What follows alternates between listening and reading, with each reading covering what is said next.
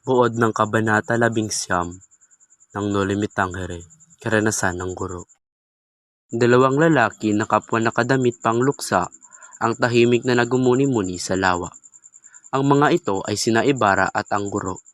Ikinumpisal ng guro na kasama niya ang sepulturero at si Teniente Guevara sa pagtapon ng pangkay ni Don Rafael sa lawa. Mula sa kanyang narinig ay hindi nagalit at tumangi si Ibarra.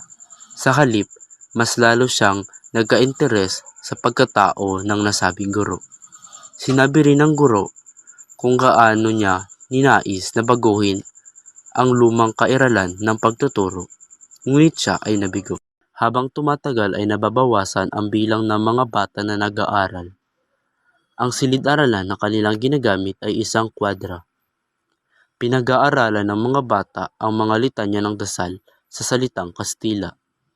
Pinakita rin sa kabanatang ito ang marahas na kaparusahan na ibinibigay sa bawat kamalian ng mga bata. Ayaw ng guro ang ganitong pamamaraan, kaya pilit niya itong binago ng patago. Ngunit siya ay nilapusta at pinarusahan ni Padre Damaso sa harapan ng kaniyang mga mag-aaral.